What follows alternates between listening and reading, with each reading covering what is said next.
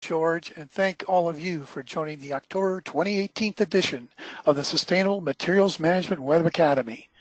We're happy to have you participating. This 90-minute webinar is hosted by the U.S. Environmental Protection Agency to provide training and networking opportunities to state and local governments, non-governmental organizations, and other stakeholders interested in sustainable materials management.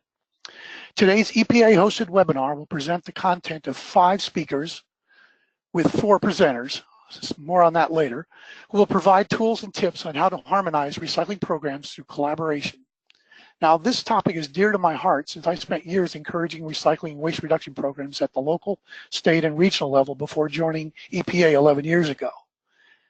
The powerful yet simple tools that are going to be shared with you will make a difference.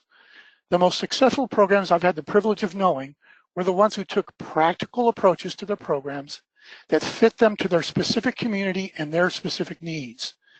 Using simple and effective communications and messaging creates strong, long-term relationships between the citizen, the community, the programs, and industry.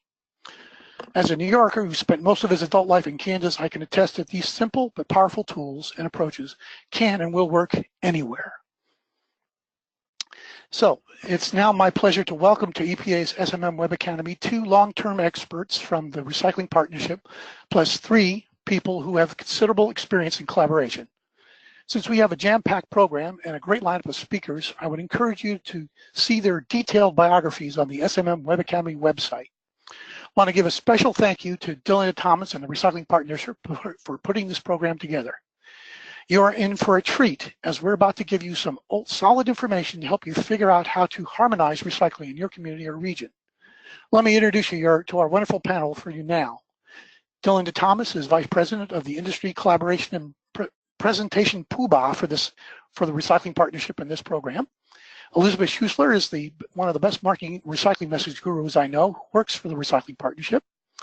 Rick Myers is the City of Milwaukee Department of Public Works, and he handles over 180,000 households in his program. Now, Annalise Smith from Waukesha County, Wisconsin, who collaborates with 27 municipalities, will not be able to join us, but I understand Rick is going to help with her content. And Benjamin Pedigo from Rumpke Waste Recycling, who works with municipalities and businesses and industry in Indiana, Ohio, Kentucky, and West Virginia.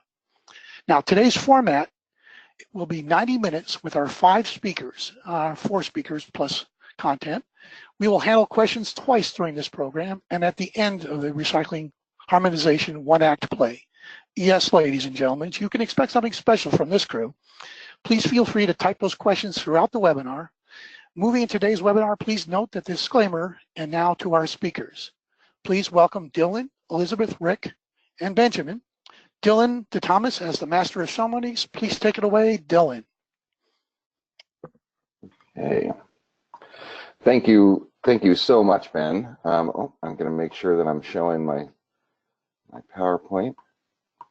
There we go. Okay, thank you so much for having us, Kent. This is a real pleasure for us to be able to present to this crowd, and we're very grateful to have this platform and be able to share our, as we see here, our tools and our tips. Before we get started, Rick is going to be presenting for both the City of Milwaukee's perspective, but also Waukesha County, because Annalise Smith is our first sustainable materials management baby. She's on her way to deliver her second child, so she can't make it, but I think that's an excellent excuse. All right, so thank you all for joining us here. We're going to be talking about how we can cooperate across a region to be able to harmonize recycling programs, and Kent has really given us a really good introduction to what that concept is. So I'm going to dig in a little bit on what the Recycling Partnership is before I get into the rest of the presentation. The Recycling Partnership is a national nonprofit, a 501c3 that is working to transform recycling for good across the country. How do we do that? We do that via via resources that are given to us by our funders. Big funders like Coke and Pepsi, and retailers like Amazon and Target, as well as all of the folks that make the things that go up on those shelves that we all purchase out there. So what are we doing? We are bringing, we're trying to fix this central problem, which is that only half of Americans can recycle as easily as they can throw things away. And those that can recycle easily are only recycling half of what they can. And that is what we're challenged to do, and the hard work that we do to make sure to transform recycling for good across the country. We do it by increasing access to recycling.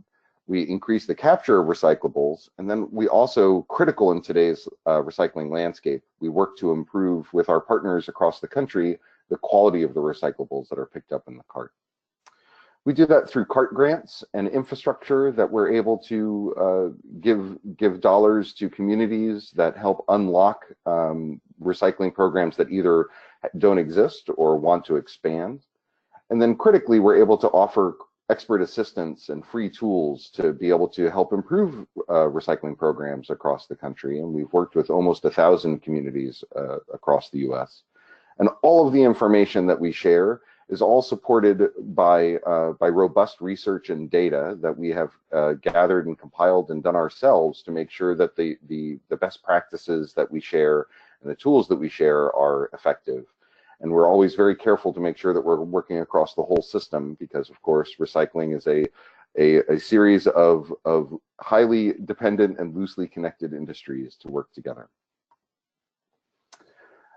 Also, in today's landscape, as we're talking about recycling and all the headlines that we're seeing out there, is I feel like we sometimes lose in all of that falderall and hullabaloo why recycling matters. And it matters because it creates jobs, it helps protect the environment, and helps build strong communities and a strong economy. And these numbers at the top are from our friends at the Institute for Scrap Recycling Industries. Over 500,000 jobs, direct and indirect, across the US are dependent upon the recycling industry. That is $34 billion of annual wages and benefits, and that's huge. And I feel like this is something that ends up getting lost sometimes, is that when we increase the amount of recyclables that we're able to collect through all of your hard work, all the people who are on this webinar, we see a 10% increase in capture. That means more materials that can go into the manufacturing landscape, and that also then means more jobs.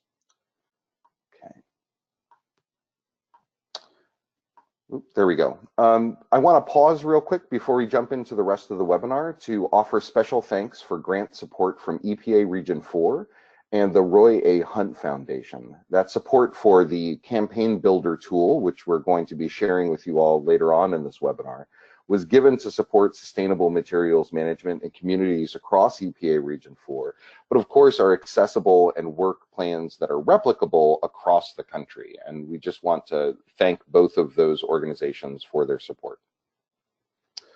And that work was also done in collaboration with our program Asterix, Applying Systems Thinking to Recycling, which is our partnership with the Sustainable Packaging Coalition, where we make sure that we're working, as I said earlier, across the entire system, starting at that critical piece, end markets, because recycling is not when we put a plastic bottle or can or box or paper into the recycling cart.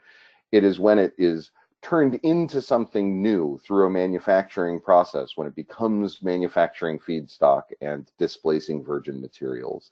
And we work hard with our friends over at the Sustainable Packaging Coalition, and some of this work comes out of the work that we've done in partnership with them. And this is a very salient quote, manufacturing demand drives those environmental gains. But of course, to be able to become manufacturing feedstock, which is what recycling is, it has to be the highest possible quality. And that means that we all have to work hard to make sure that we can clean it up and it can get used properly to its highest and best use. Because of course, what is recycling? Recycling is feedstock, and we have to make sure that it's clean. It's raw materials to go into a highly complicated manufacturing system, and that is the hard work that we're all doing to, again, benefit the environment, but also the economy and jobs. So one of the big questions that we have is, I'm sure we all travel across the country, that, how can we improve recycling quality across a region? How can we have the same recycling messaging at home, at work, and at play, when we're on the road, to make sure that we are not confused, and more importantly, the people who aren't like people on this call and recycling nerds, that the regular folk out there, that they don't get confused. And that is some of what we're going to be presenting today, is how we can harmonize, and we can all be singing the same tune. So the first question is, what is a MRF shed? We're going to be using this term quite a bit. Some of you, of course, know what a MRF shed is. Some folks call it a waste shed, but generally speaking, it's like a watershed. Just as a watershed gathers water, geographically to a location, so do MRF sheds, as they draw the recyclables from their surrounding communities to a MRF or series of MRFs in an area. We did a report in 2017, where we did some research about some MRF shed and communicating within MRF sheds. It was supported by an EPA Region 5 grant, and we looked at 2 MRF sheds, one in Chicago and one in Columbus, Ohio, that my friend Ben Pedigo is going to talk about a little bit. 68 community websites were studied in this MRF shed report. And we found a couple of really key pieces of information, which is that the majority of people that are looking for information were looking online, and there was definitely information that was provided online, although 41% was not. But those of that 60% that was provided, only 40% matched the MRF's acceptable material list. So either they didn't have the information that was available, or when they did have the information, a lot of that information was wrong. And so we really wanted to be able to dig in and see if we could fix this issue. So with that, I'm going to, setting up the landscape of what we're talking about. We're talking about communicating the same message across a MRF shed. So all of those communities that feed into a MRF or MRFs. And to start talking about that, I want to introduce my friend Ben Pedigo from Rumpke Waste and Recycling. Ben, would you like to take it away? Dylan, thank you so much. And I wanted to thank the U.S. EPA for these informative webinars. And Dylan, I have participated on a number of these, and I find them to be very helpful. I really appreciate the opportunity. Wanted to give you a little bit of a background on Rumpke Waste and Recycling. The Rumpke story, it's a chronicle of a family surviving a devastating effect of the Great Depression. 2 brothers, William and Bernard Rumpke, Cincinnati, Ohio, had a coal delivery business. And given issues with money, they accepted goods in exchange for services rather than cash. And they, on one instance, bartered for pigs, and they developed this livestock into a business. And from this beginning, getting in to handling pigs, they started looking at picking up trash and picking up food scraps to support the pigs. And this evolution, they were able to employ family members, and they survived the Depression. Now, as this evolved, picking up food scraps, they also picked up paper, recycled cardboard, metals. They recycled paper at that time. As federal regulations evolved on managing livestock, the Rumpke family decided to get into the waste business. They gave up the livestock business and got in the waste business. It's a neat story. William and Bernard, their sons, Bill and Tom, cousins, took the business over, and this has evolved to a 4th generation of Rumpke family members. Bill Jr., Andrew, and Jeff Rumpke are leaders in this business, and then 4th generation, Bill III and Jake Rumpke are involved, very much involved in this company. as we look at the Cincinnati recycling facility, Dylan, I wanted to just showcase this facility. It's the largest of two single stream operations that Rumpke manages on a regional basis. This is kind of the hub for a number of locations, and we'll see the MRF shed map that will outline this. In addition to Cincinnati and Columbus single stream MRFs, Rumpke has gotten involved about 12 years ago in an innovative glass plant. It's located in Dayton, Ohio. And the Rumpkes understood 12 years ago that there needed to be some vertical integration to manage glass. They put in an Austrian equipment to be able to clean glass, separate it with funding, with help from the Ohio Department of Natural Resources and the Ohio EPA. There are two optical sorters that are in Dayton. We have the ability to process approximately 4,000 tons a month of single stream broken mixed glass coming from third-party processors, from solid waste districts, and from the Rumpke facilities to optically sort for bottle glass manufacturing and for fiberglass manufacturing as well.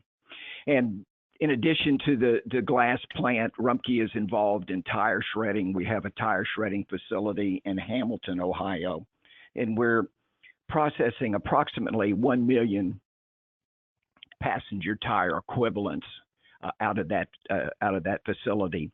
We'll see on the map, Dylan, that there are a number of locations located in rural areas that will feed up to Cincinnati MRF, to the Columbus MRF. But there are a couple of other operations. Recently in Medina County, Ohio, we are in the planning stages of putting a commercial MRF, not a residential system, but a commercial MRF that is going to identify high content recycling loads of trash to separate materials, to keep materials out of the landfill. We're excited about that. That's scheduled for I think to come online next year. You know, I was so impressed with the recycling partnerships work in this area. I want to tell you that I attended a conference that was sponsored by the Ohio EPA, and the recycling partnership presented this MRF shed concept, and it was illuminating. It was I guess to use a word, it was an epiphany for me, because to your point, Dylan, your research on the websites that had information about acceptable recyclables, you know, it did not match up. And it was very, very illuminating to us, to our corporate communications group. And it became apparent that the good thing about the MRF shed concept is that, you know, you're able to look very clearly at the area where communications need to be managed.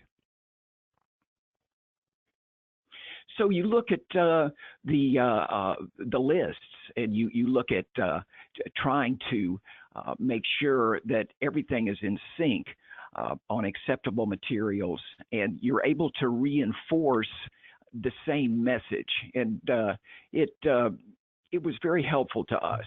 And I'm familiar with watersheds, and it made perfect sense. It was very helpful for us that more work needed to be done to to deliver the correct message. And what a good time when issues with contamination are in the forefront. Here is the Cincinnati MRF shed. Dylan, you mentioned similar work being done in Columbus, Ohio, with that regional recycling facility. But this really is a great visual to give a sense of the scope of a processing operation. You'll see that there are a lot of contiguous counties. Of course, this is done by county, and there are some that are not adjacent. That there's some gaps there. I would point out that we have facilities. There is one, I'm going to call it the tri-state, Kentucky, Ohio, West Virginia, Huntington, Ashland, Kentucky, Ironton, Ohio. That's that kind of tip there on the right side of the maps. And then down in Kentucky, you see some solid waste districts where we're servicing some solid waste districts out of the Louisville MRF. We have kind of a transfer commercial MRF in a number of locations. Chillicothe, Ohio is a scrapyard and is also a single stream transfer. Mansfield, Ohio is a single stream transfer. And the idea is to funnel this material into a large processing facility.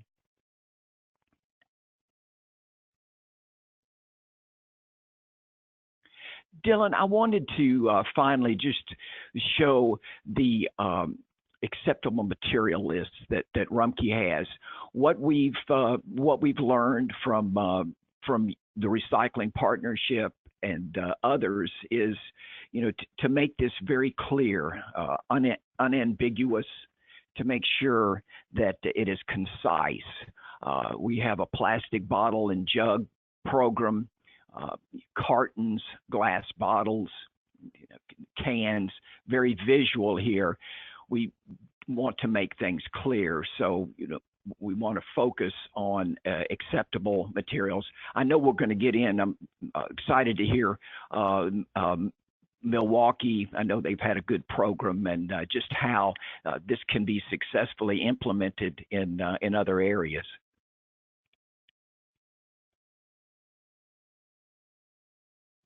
Okay, thank you, Ben. That was great. I really appreciate the overview of your really excellent MRFs and company. I've been lucky enough to visit your facility that you highlighted in Cincinnati, and indeed it is very impressive.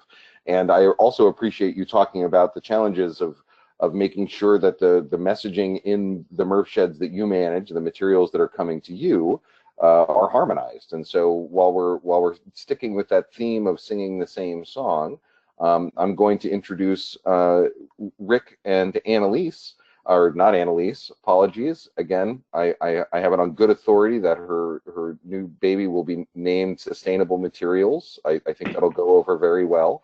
But right now I would like us to welcome Rick Myers from the City of Milwaukee. Welcome, Rick. Thank you, Dylan. Yeah, so as mentioned, I'll be kind of speaking for both Annalise Smith and as in the Waukesha County community we partner with, as well as from the City of Milwaukee standpoint, as these are the entities that came together on this MRF shed harmonization project in our region. So overview, first of all, so Milwaukee is in southeast Wisconsin, and there's Milwaukee County. Most of the communities within Milwaukee County have their household recycling services provided through private arrangements that go into different facilities. The City of Milwaukee and Waukesha County, 27 member municipalities within Waukesha County, each had publicly owned recyclable processing systems.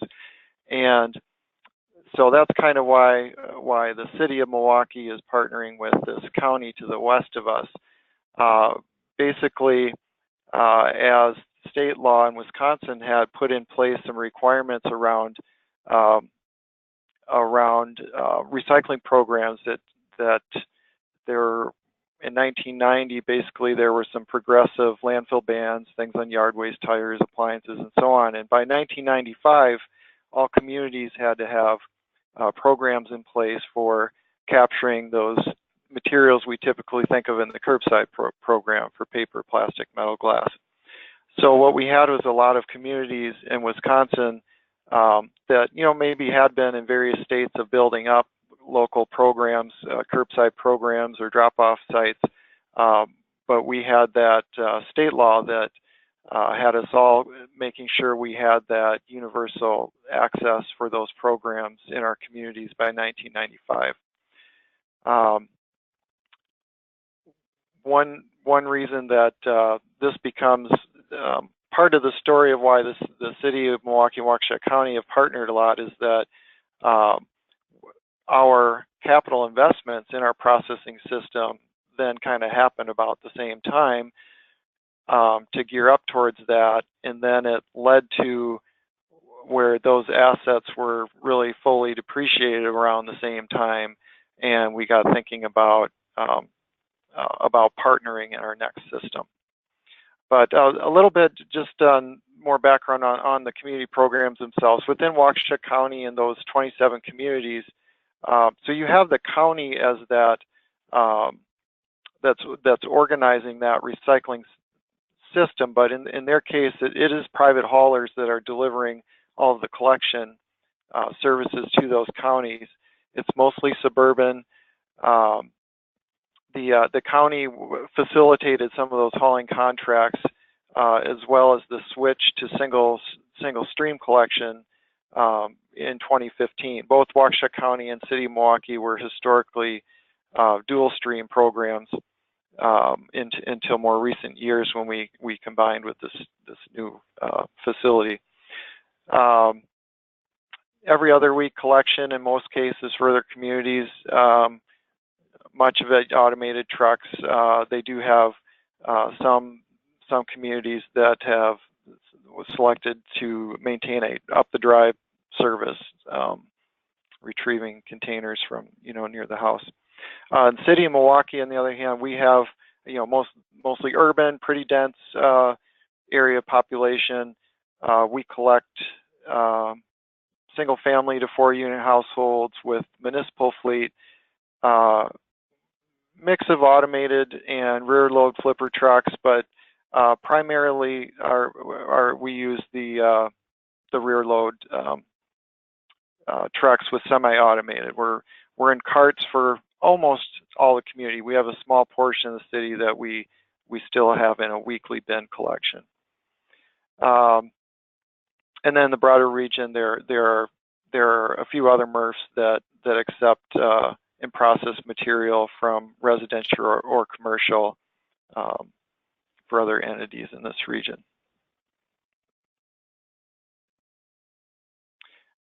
And then the MRF itself that we utilize, this is a partnership that, as I mentioned, the City of Milwaukee and Waukesha County were both looking at dual stream systems that we kept going about as long as we could. And as the trend was going towards single stream all around us, and for the collection efficiencies to the haulers, we started looking closer at that and how would we provide that most cost effectively. And as just the nature of, Ben had a slide at Rumpke about these larger regional MRFs serving a broader area, and how that was trending to be more efficient, considering the large investment in these facilities to accommodate the technology and equipment for single stream. The old model of having these smaller, maybe single community MRFs was not as cost effective.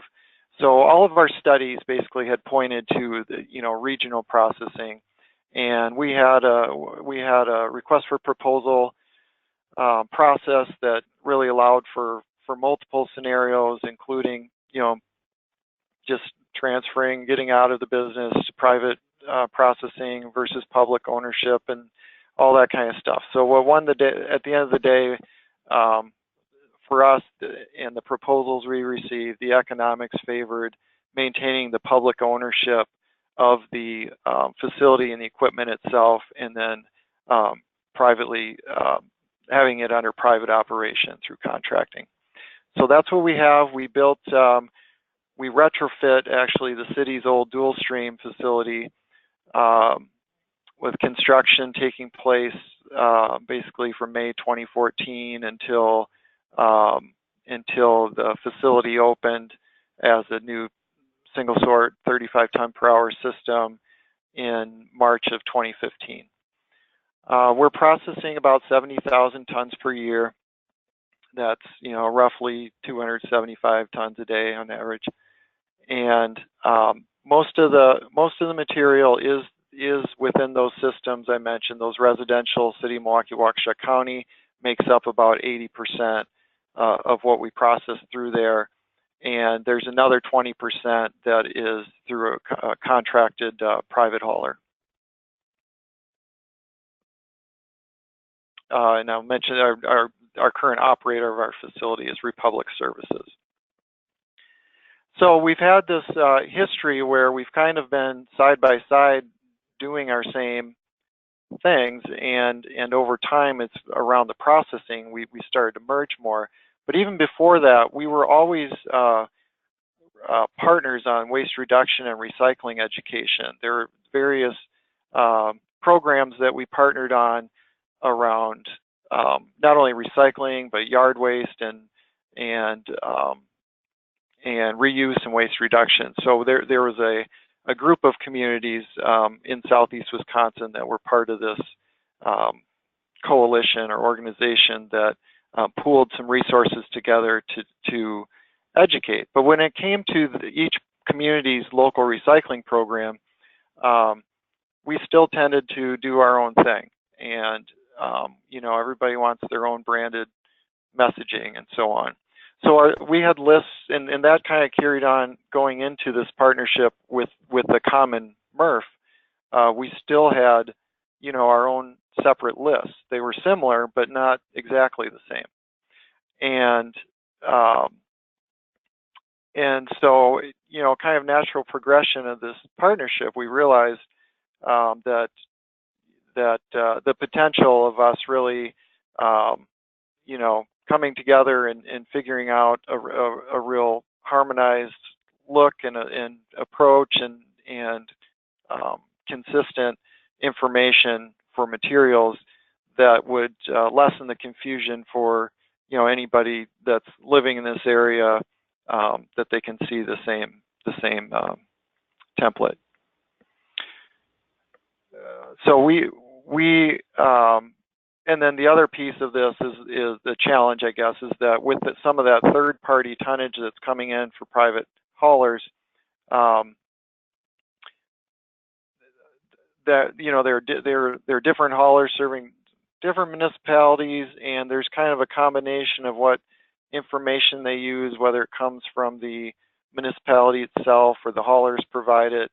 So just mention, I know that when you talk about harmonizing over a whole area, I know it can be, more complicated with all the players involved, but at least in our case, we say, okay, well, we have a lot of things in our favor because of how much we do have in common and how much of that volume is represented by our two programs. Thank you so much, Rick. That was a really great overview, and thank you for filling in for Annalise of both Waukesha County and the City of Milwaukee. That gave us some really good context as to what you guys are doing up there and what are some potential challenges there. Now we have we're pausing here for some questions, but I don't think we have a great deal of questions that have come in yet. So please please type in any specific questions you have for our speakers into the little questions box, and we'll loop them in at the end.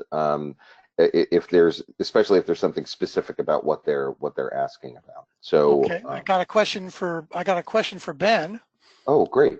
On Rumpke, they were curious about your tire market and making tire shreds. And what is your tire market?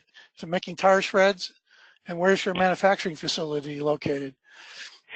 Our shredding operation is located in Hamilton, Ohio, Butler County, and we are using that material for civil engineering applications. The Ohio EPA has, regulations that allow companies to do a civil engineering application. Perfect. And I got a couple of questions for both Ben and Rick. A couple of questions hovering around. What is your contamination rates? Is a single stream MRF without optical scanners even possible to produce reasonably pure bales? I'll go first. This has been, we're looking at the Cincinnati MRF, and I think it would be applicable to Columbus as well, a 13 to 15% contamination rate that has gone up in the last couple of years. I think that there are multiple reasons. I think that the messaging certainly is a key component. I wonder too about cart size, and I just think that the Recycling Partnership is looking at a message that can be delivered on a national level, and I really think that at the end of the day, that's what we need, a national message on recycling. What can and cannot be accepted. And for us at our MRF, it's very similar. Our residue rate ranges between 12 to 15% generally. And in terms, the other question, in terms of what kind of technology, optics or whatnot, for a single stream, I think that there's a lot of it depends on, for the project and where you are and what your markets are. But so I don't think I'll go too deep in that one. Fair enough. I got one more question for you too, and then we'll turn it back to Dylan. And we'll add some more questions here that we'll add at the end. How far do cities have to send their single stream materials to your regional MRFs on average? Well, I'll start. In Milwaukee, ours is all local. Our MRF, the city owns a building. It's in Milwaukee, and we jointly invested in the equipment with Waukesha County. But ours is all direct haul, local, and fairly well centered. Now the Waukesha County, they're a little bit to the west of us, but still it's a direct haul situation. There's very few transfer trailers that we take in. And I was just going to say, on the Rumpke side, we would be transferring that hub and spoke concept. So, we would be looking at bringing in materials on the east from as far away as Huntington, West Virginia, Louisville, Kentucky, south, and Dayton, Ohio, reaching up to Lima. So it's a pretty big reach. In that same vein, does all the recycling collected in the Cincinnati MRF shed go to that same MRF? Yes, that picture was that's the reach. So the transfer facilities in the areas north, south, east, and west would bring that material to Cincinnati for processing. Tractor trailer loads of material. Do either of your programs use pay as you throw?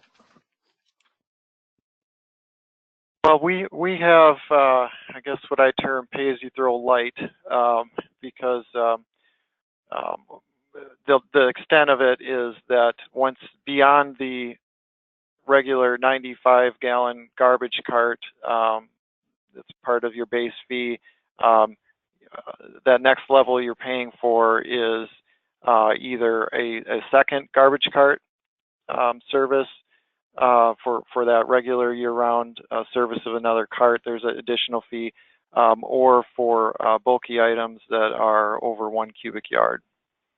So it's not a strong pay-as-you-throw program in our case.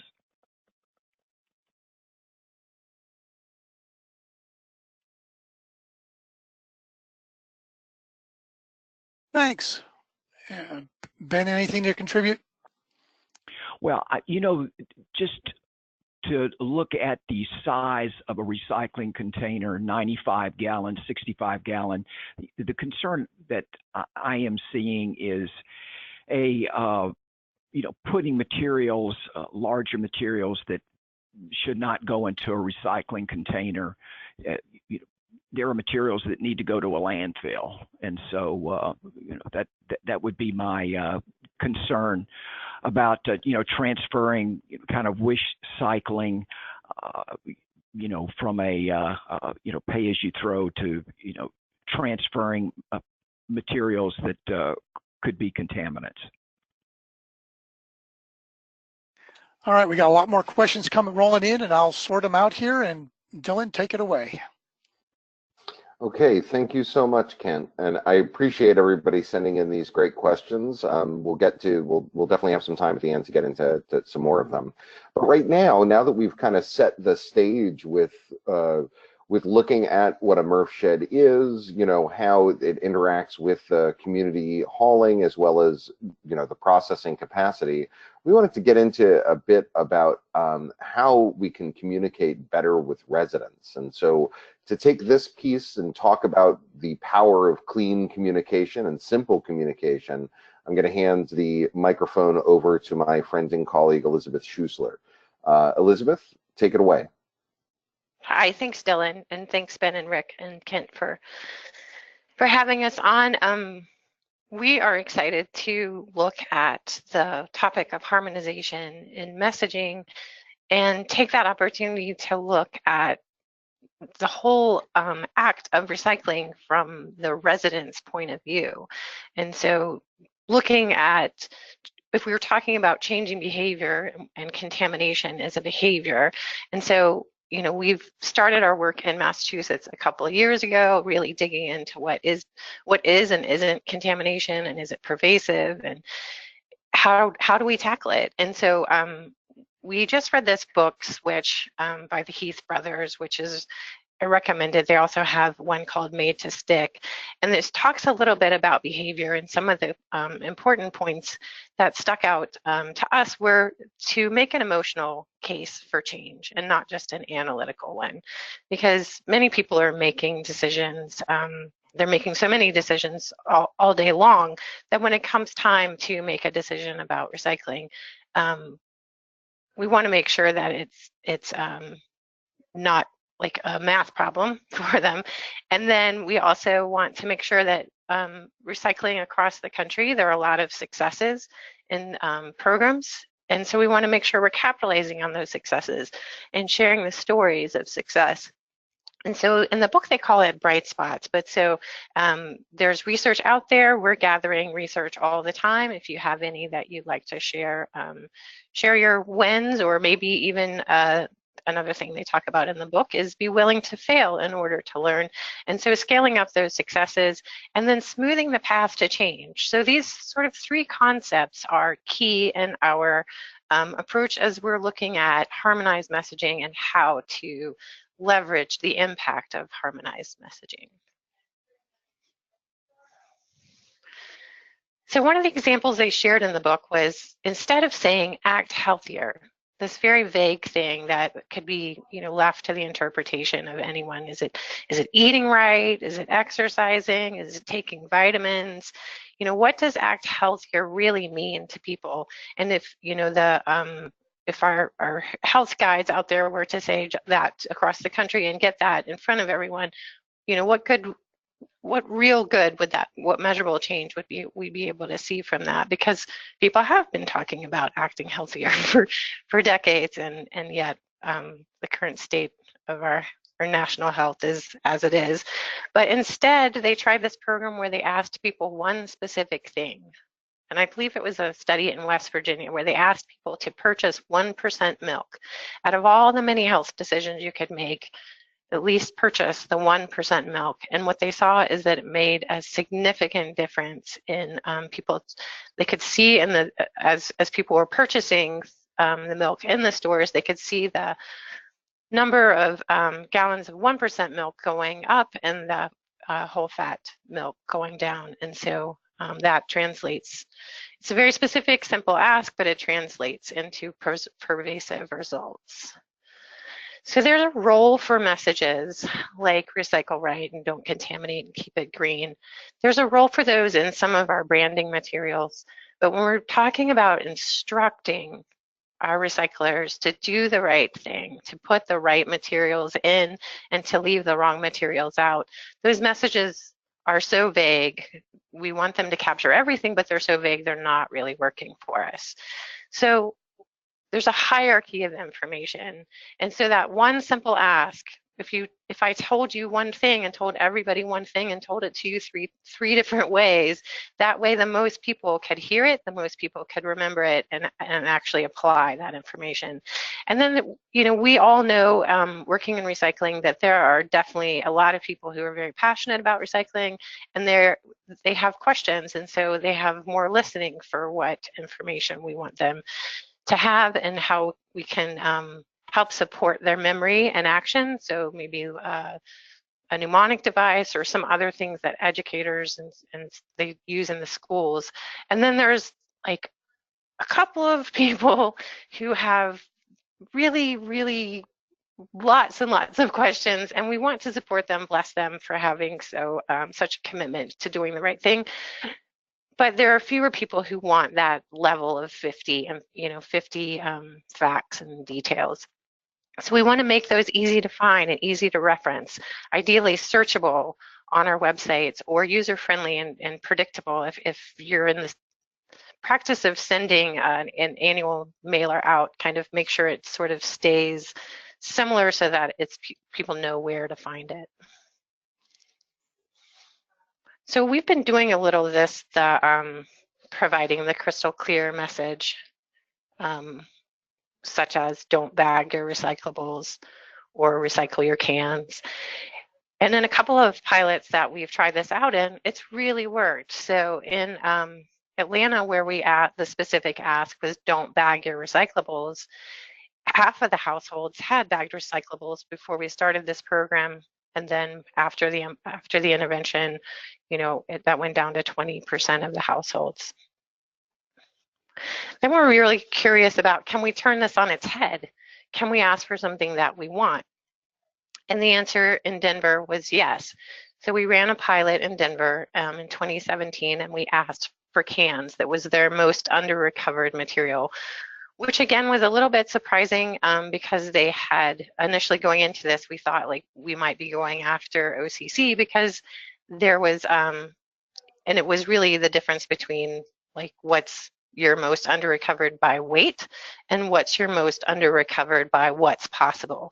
And so after doing a study and capture study and looking into what was in the recycling and what was in the trash, we recognized that aluminum cans were the opportunity there. So that that intervention resulted in an increase in aluminum cans.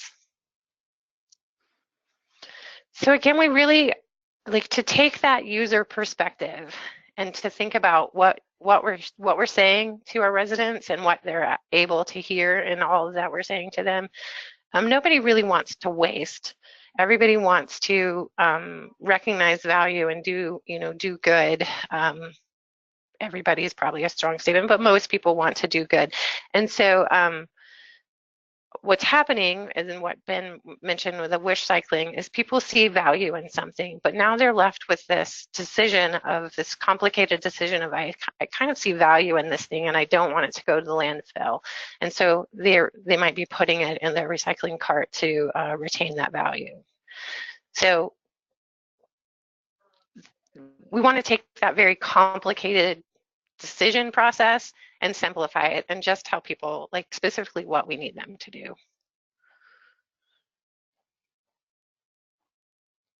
So this is another quote from the book mentioned, and what looks like resistance is often a lack of clarity. And I think, you know, while we have those anecdotal situations where we see people just absolutely positively heels to the ground resistant, the large majority of people are willing to, and actually from our studies and our pilots, we think that people are hungry for information because they want to do the right thing. So we want to provide them that clarity.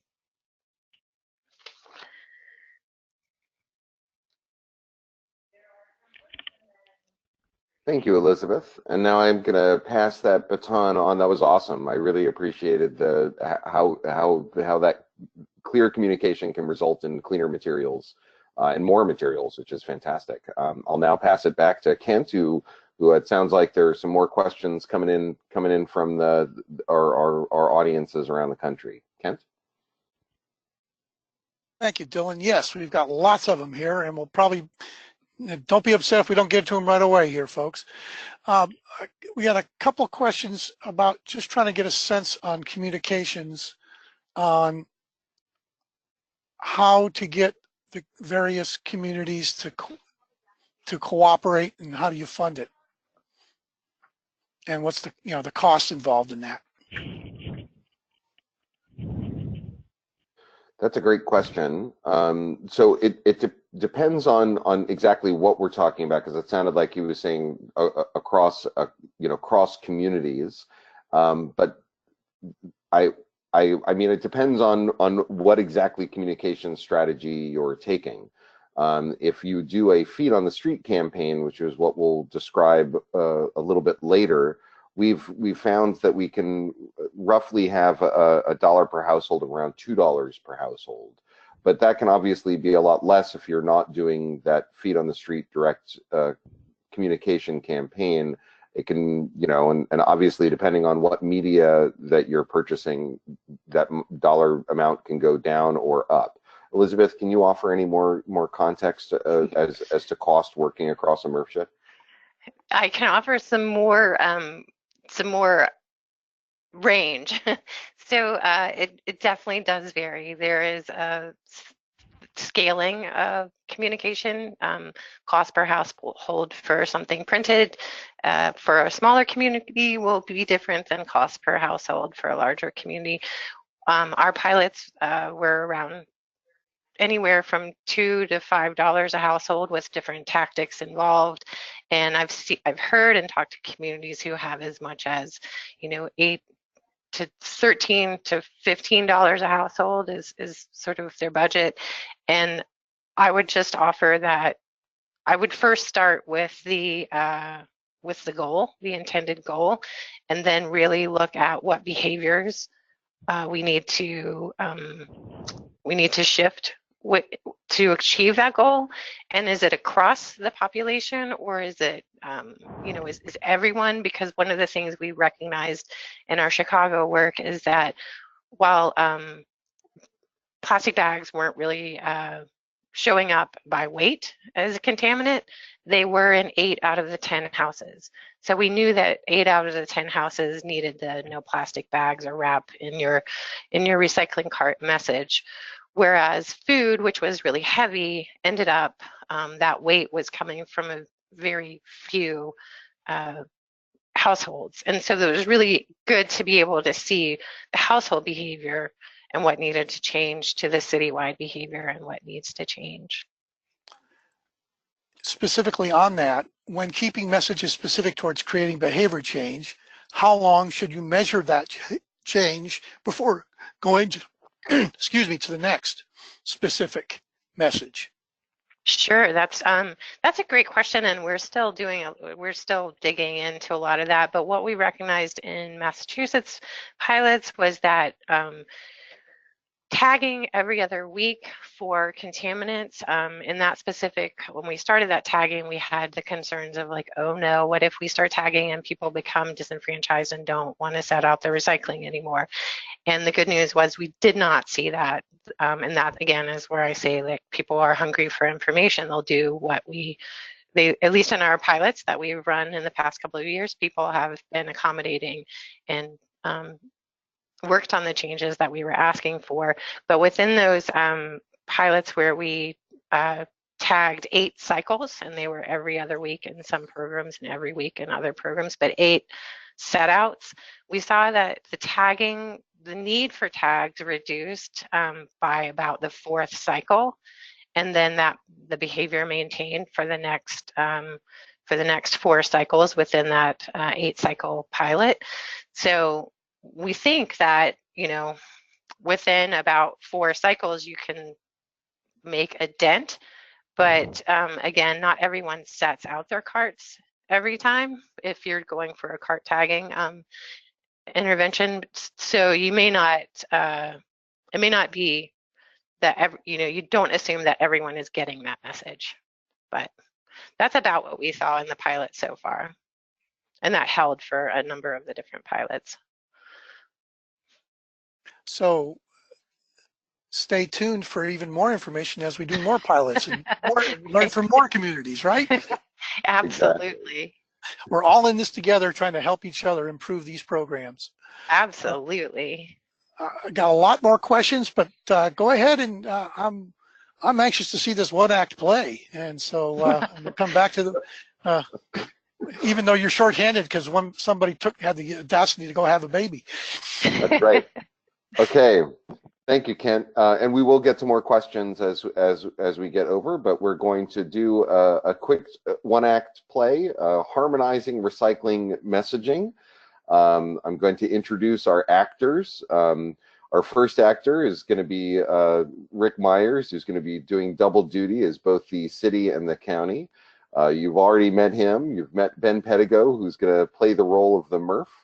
And then my friend Elizabeth Schuessler is going to play the role of the recycling partnership, working with those players. And so, Elizabeth, why don't you take it away? All right. So we've heard in a couple of meetings that communities aren't able to keep in touch with their MRF or get feedback that really is helping them specifically address contamination and address that, telling people the yeses and nos. So, Rick, I appreciate you reaching out to us to find out more about harmonization and how that can help with contamination. So, are you able to? Have you been in contact with your MRF? We have, Liz, but we really, I hear the recycling partnership might have some resources for us that they'll make this process a little more painless for us as we try to, because we really want to, we know that for a large metro area, maybe 12 to 15% contamination isn't all that terrible compared to some places, but any amount's too high because we want to really maximize the performance of our system. So get the contamination out and get more of the quality in. So what do you got for us, Liz? Well, that's true. I totally understand that 10 to 15% of that material flowing through your MRF is too much to be, spending that time and money to handle that material. So we have created this online campaign builder, and it will allow you to customize these 3 core pieces. But as you see there, when you're looking at our website, and it's in the For Communities portion of our website, you see the campaign builder. On that first part, you'll see that in orange, it says a MRF survey. So that MRF survey tool is what will help you get started. That's your first step. So, Elizabeth, am I going to spend all this time taking some survey and then at the end find out that to go further, there's some price I got to pay your organization? You know what? That is a great question. It is free. All of these materials are free for you to download. And what I think you'll find by investing that time in this, working with your MRF on this survey and working with the city and county working together on this, is I think you'll find what are the common messages? What are the common yeses and nos? And so I think that you'll be very happy with this free downloads. Okay, so now we're going to fast forward here. So, okay, I've talked to the MRF. Elizabeth, this was a great idea. We went, we sat down and we looked at our contract and what materials are under our contract required to be accepted, what markets are, you know, supposed to sell into, and it got into this big discussion because, well, that doesn't make sense, or I don't know why that got put in, or well, that was different. So, you know, at one point there's a hesitation, just throw up their hands and say, hey, the contract says what it does, let's move. But we can move beyond that because we all realize that regardless what the contract says, one, we can amend it, and two, all that really matters is what's going to be sustainable for all of us and what's going to work best. So then we really got into the spirit of doing this exercise and figuring out, okay, all right, maybe some of these things that we've been saying are accepted, maybe we don't even have to change the contract. It's just a matter of what we emphasize in our education and outreach so that we can really get out more clear, simple messages that go to quality. Right, that's exactly right. And I'm so glad to hear that because the contract is a point in time, and the contract is one part of what we need to consider when we're educating the residents. And so sometimes the contract process doesn't involve the marketing team or the operations team or the representatives that are responsible for doing the work today. And so did you find, was there any particular item that like stood out to you as like, you know, this trying to educate residents around this thing may not work for us? There is one item that we added, really it was two contracts ago in the city of Milwaukee, and it's pots and pans.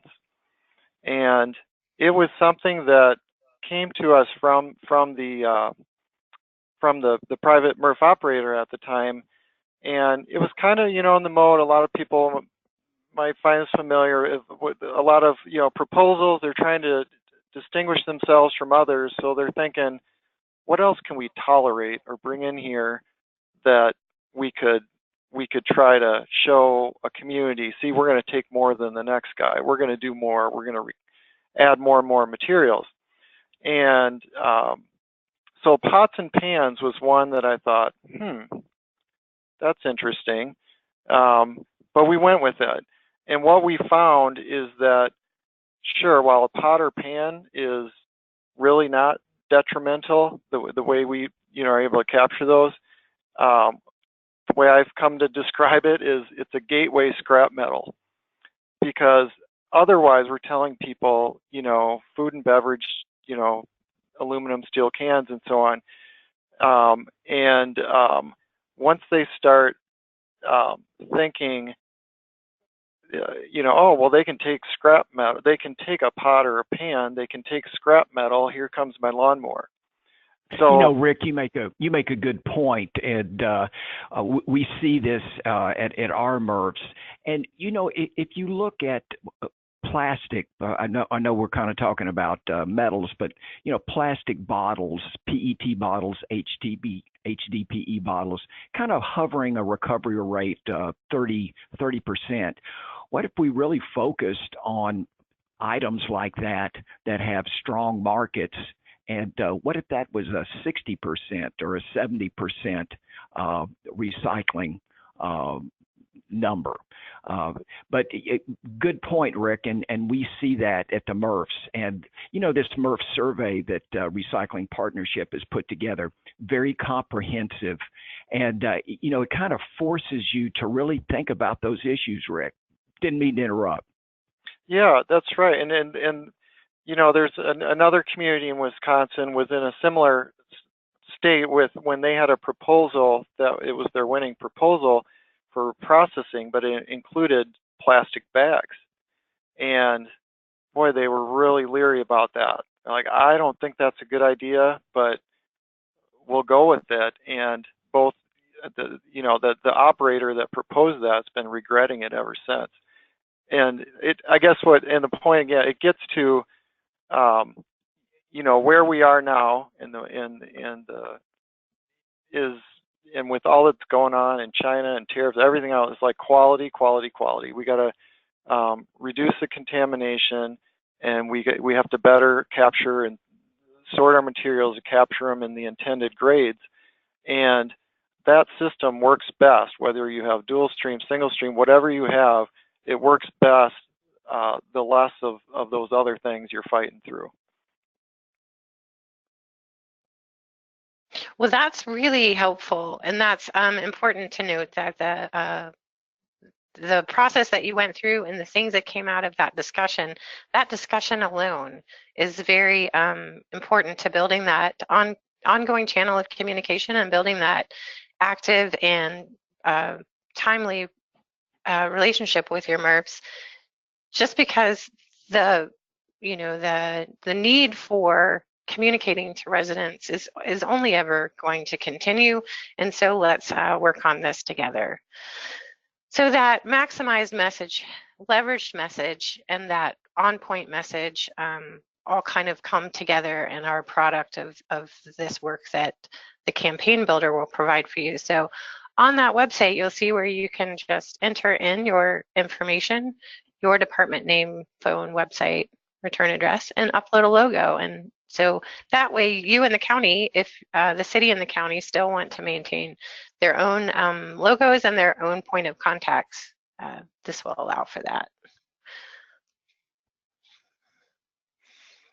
And then we would like you to pick one issue to start with, like one priority to start with, and really practice that focusing on that single message.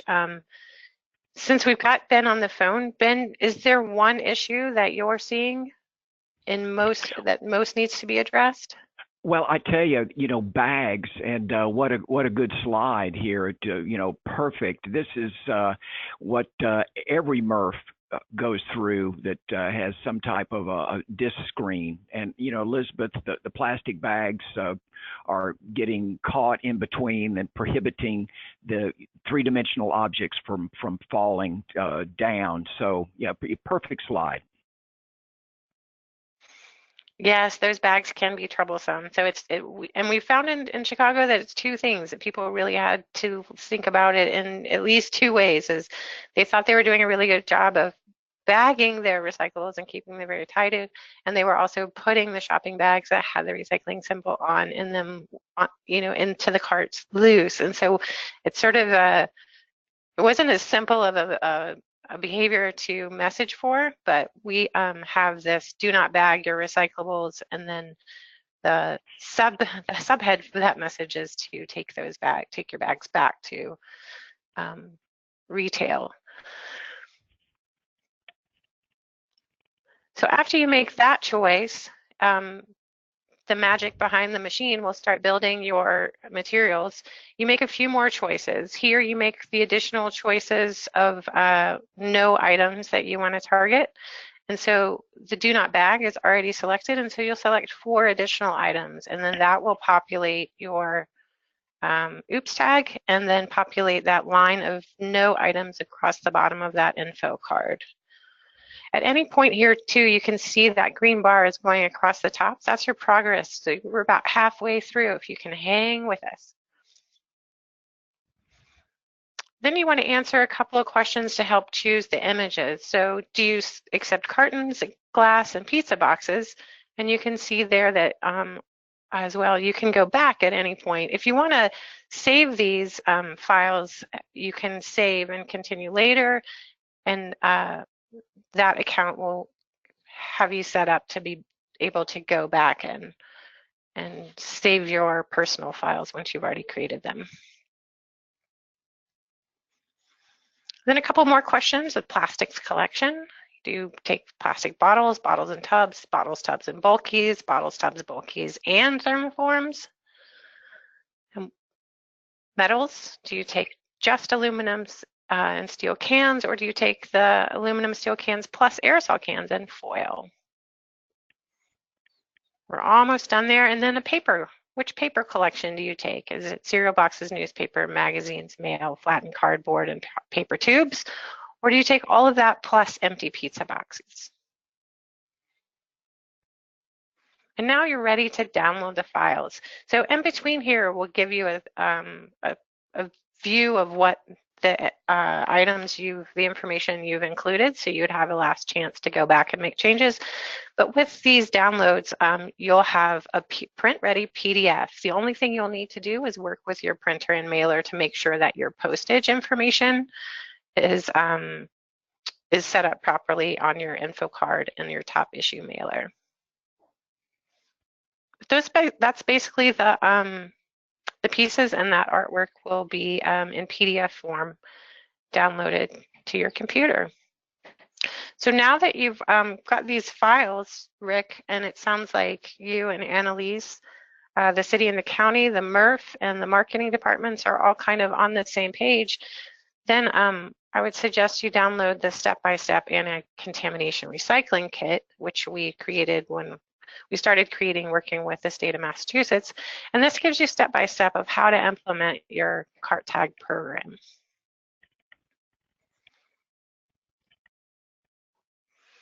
So does that look like something that the city of Milwaukee and Waukesha would be able to deploy? That sounds great, Elizabeth. I know that you know, a lot of the challenge is the funds to implement and print and mail and all those things, but boy, not to be overlooked is all that work that goes into creating a professional looking piece, and to have a bunch of different municipalities all spending time and resources doing their own thing. It seems a little silly if we've got something that's really professionally done, designed with informed by research, and in terms of its approach, it seems like a no-brainer to take a look at the Recycling Partnership's resources. Fantastic. We appreciate you doing that. And I would say that there's a range of like folding this into your existing materials, that your existing outreach and branding and that sort of thing. Like these communications pieces and the elements that are in them are designed to support the programs around the country and replace as needed, but support is the #1 piece. So the It's All You Recycle tagline is available for any community to use, but if you don't have kind of a branding statement. But so thanks for using those, and I can't wait to hear your results. I hope you'll sign up on MMP and communicate your results with us. All right.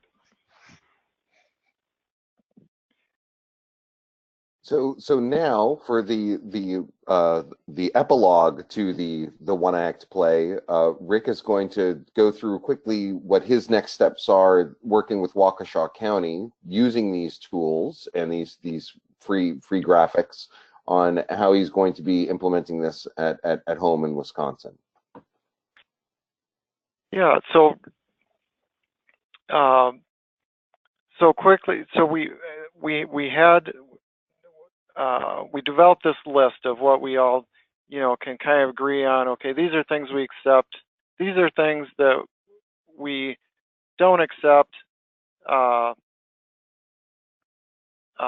They're either harmful or they're not, and so we kind of prioritized all that and said, okay, what are the key messages, whether it's what we take or on the contamination side, what are those key things that we want to focus on to keep out. And so once we had alignment around all of that, then it was a matter of identifying the the levels of information, like Elizabeth spoke about earlier. It's like, Annalise thinks of it as the 333 principle. You got a 3-second message, if that's all the attention or time span or space you have for somebody, a 3-second versus a 30-second versus 3-minute, with 3-minute being, somebody that's maybe going onto your website to get more information and so on.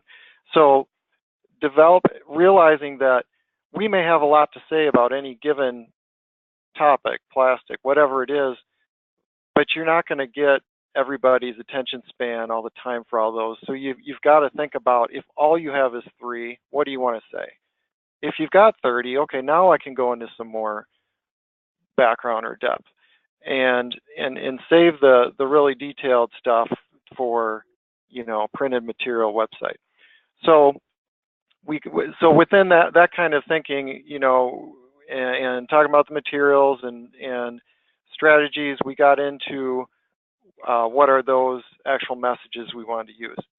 And then it's a matter of what do we do? We've got these great materials now through the recycling partnership resources, and how do we utilize them? What are some of those avenues? And here's where we look at, for one, we want to educate the drivers. I tell my drivers in Milwaukee that they're the very first and often most effective point of feedback for households, because they've got the tags and everything else that can tell and provide the feedback to the household. And they engage in conversations sometimes, and people ask them. So we wanted to make sure that our drivers, we were utilizing these resources to educate them on the program, and we also, we had them tour the MRF so they could kind of see the full picture, and we did that with supervisors as well. And then you've got your call center staff, realizing depending on your community, that may be you as well, but and then the outreach, if you have not only your internal outreach, staff, but an extension in the community. We started thinking about our municipal partners that we engage in with education in the community around recycling or health or whatever it may be. How do we leverage those resources? Just as we're going to leverage the expertise and the professional materials of the recycling partnership, we on the implementation side, we want to leverage the resources of all that energy in the community with volunteers that are anxious to help out. And that's where we see that some of the wait, I gotta get back to my slide cue here. So the MRF shed, we had this MRF shed where we shared out, where we talked about and prioritized some of those things and shared out to a broader audience. And we had the Department of Natural Resources was there, and some other haulers that weren't part of our immediate MRF to focus on this from a broader level, and how could this potentially take off or inform a broader statewide approach. And that's where we really came to some consensus around, for example, the plastic bags. So back to at the local level, how we're implementing, some of the barriers is, it's funding and it's people. So it's great, we can say, yeah, it's really effective to go walk down the street and provide tags and to all these households, but who's doing that? And that's where I think if you have these materials that are really professionally done and can and it's simple, you've got down to some simple messaging. It also helps you train people better to use those, and you'd have groups that feel a little more confident in doing that. And that's where we get into the volunteers, and that's where we think, a lot of this is yet to be implemented for us, but we think that that's going to be a lot of the strength for us, is leveraging those community volunteers to do some of that door-to-door or bin-to-bin feedback. So that's one thing we're looking at doing here. And then we're also, as it comes to, whenever dollars may appear for things like public or for things like paid advertising, then we've got some nice resources that we're comfortable with representing our full programs, that we can pool our resources and put that out over our common radio waves and whatnot. That's fantastic, Rick. Thank you so much. Take a bow. That was an excellent epilogue to our one-act play. Thank you, Rick. And thank you, Elizabeth, and thank you, Ben. So just to tie it up, we've obviously shown you exactly what those tools that are available on our website, how they can be implemented and how they can work. This is just a quick screenshot of the tools that we have for our communities, not just the campaign builder, but also the anti-contamination kit, as well as other ways, best practices on how to roll out a CART campaign. And all of that stuff is freely available at recyclingpartnership.org, as well as ways to interact with one another. And we also really want to hear from you as well, because we need to have that input from you to be able to know where we need to dedicate our efforts moving forward. So, and then of course, together we can transform recycling for good with all of you. So I know we have a few minutes left, and I'm going to bring Kent back in, and Kent, you can close us up and ask us a few more questions as we're in our last 8 minutes here together. Thank you so much, Dylan, for all this great information and a lot of questions going on here. I'll start with Rick. Can you give another example of that 330 and 3 rule that you mentioned? Yeah. So and again, this is more Annalise's brainchild, so I'm trying to channel her from the hospital right now.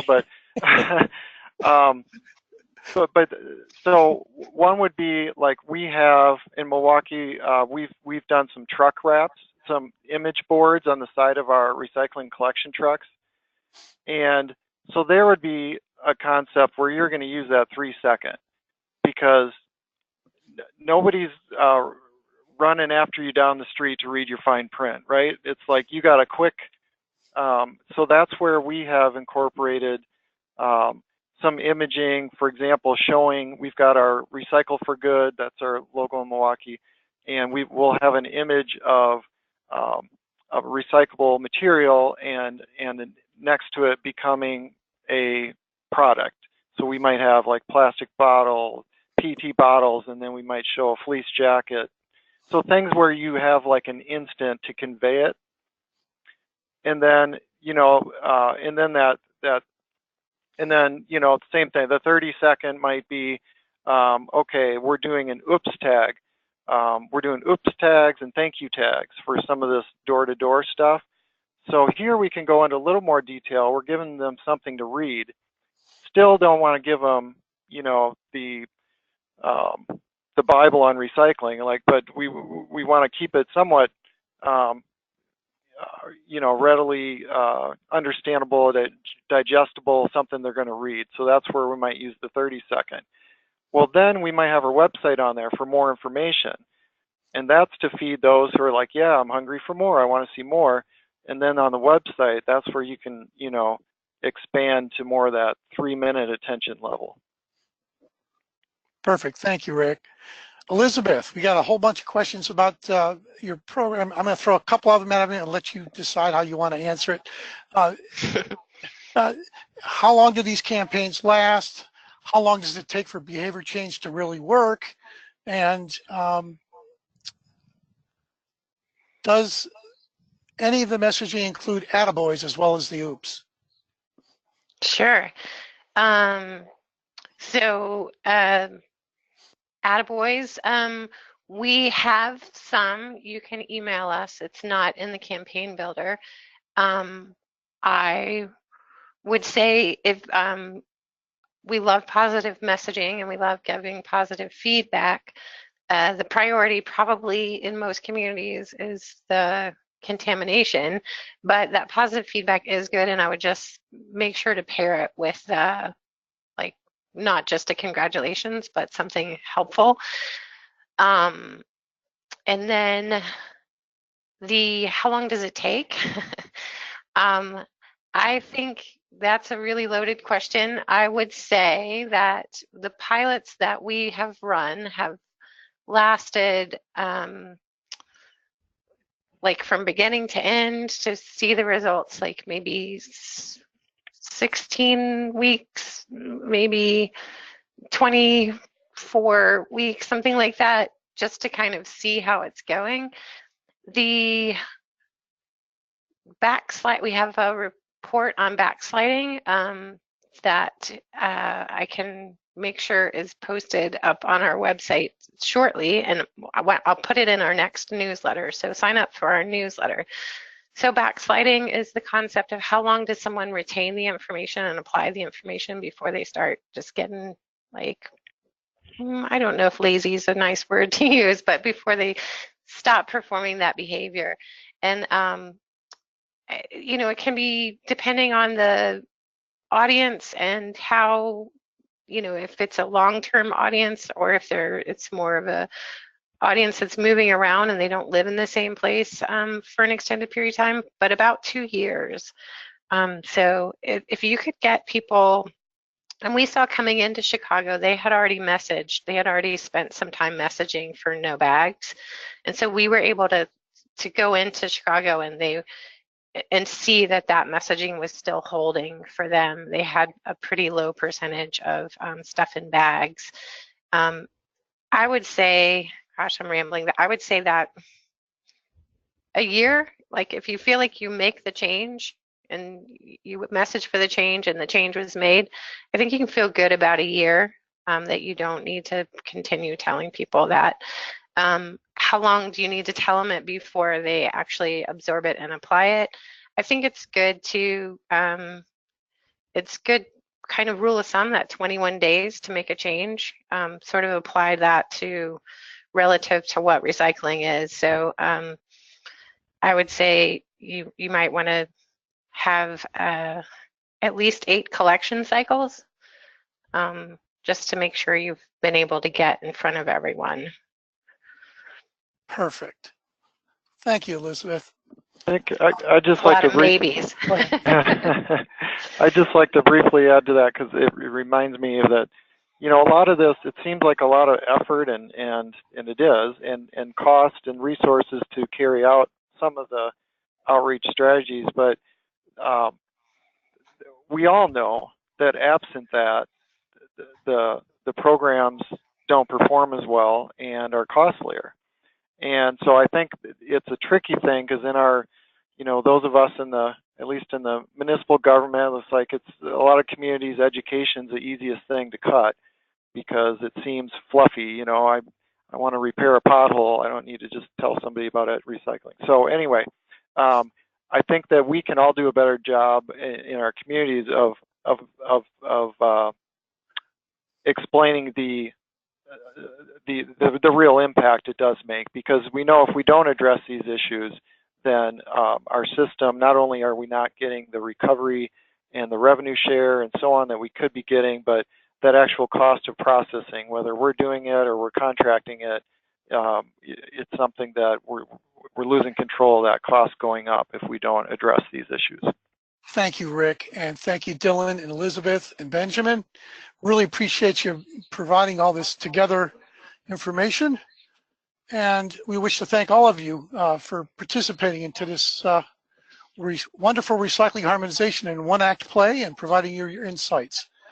Finally, most of all, we want to thank you for joining this SMM Web Academy and hope you continue to join us.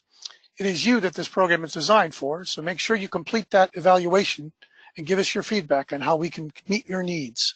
We'll be posting the webinar audio within 2 weeks, and the slides are in that handout, but also will be posted on the website. Stay tuned and join us for the next SMM Web Academy presentation. Again, thank you one and all, and take care. This concludes the EPA SMM Web Academy session. And again, thank you, everyone.